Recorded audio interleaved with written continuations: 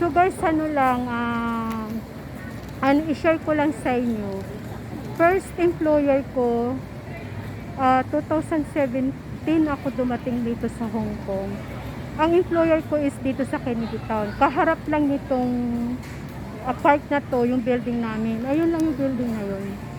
Ewan ko kung kita nyo. Basta yan yung building na yan. Isa sa mga building na yan.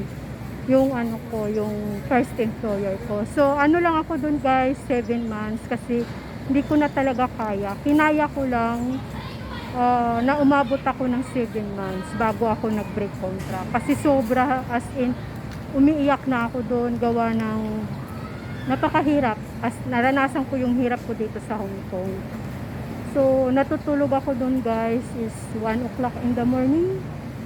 And then gigisingin ka ng 3:30 in the morning, early morning guys. Kaya, basta tinis ko yun. Grabe ang pagtitiis ko doon. Mayroon pa akong one time nga na para lang makakain, ang ginawa ko guys is nagsaing ako patago kasi ano nga yung amo ko na yun. Nagsaing ako patago, then alam mo kung ano yung inulam ko, toyo lang at saka ano ba yun, mantika, yun lang, para lang ako guys makakain kasi ano na ako nun walang tulog, tapos ano pang pagkain.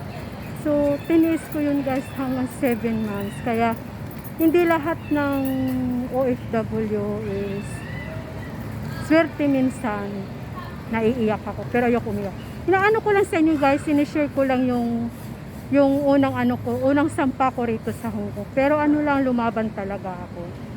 So anyway guys, sayo ko ng katramahan na forget it na. So anyway guys, binalikan ko tong Kennedy Town ngayon. Kasi guys, simula nung nag-break contract ako, ilang taon na yung nakaraan. Ngayon lang ako ulit bumalik dito sa Kennedy Town. So binalikan ko to guys, Kennedy Town. Kasi alam ko naman ano. So anyway, nandito tayo guys sa park. Ito yung park guys, papakita ko sa inyo.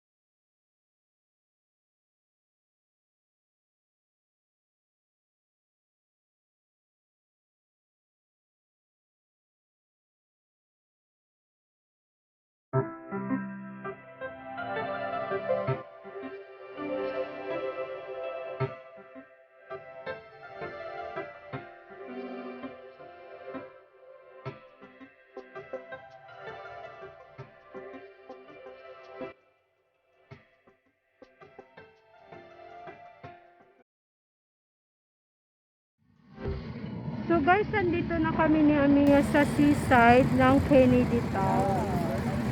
So ayan, ito guys, ang view lang naman niya, ganyan. Yeah. So maraming tao dito guys ngayon na namamasyal. So ito guys yung view.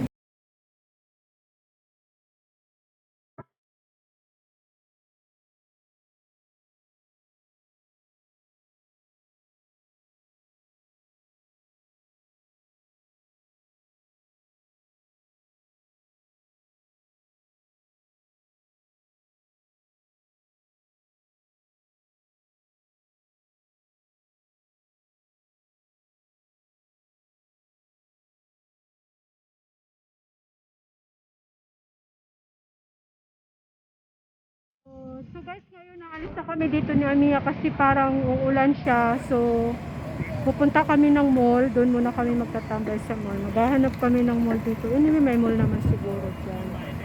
So, update again. So guys, inula na kami dito ni Mimi sa park. Diyan tayo. So, hahanap lang kami guys, sisilong kami. Diyos ko.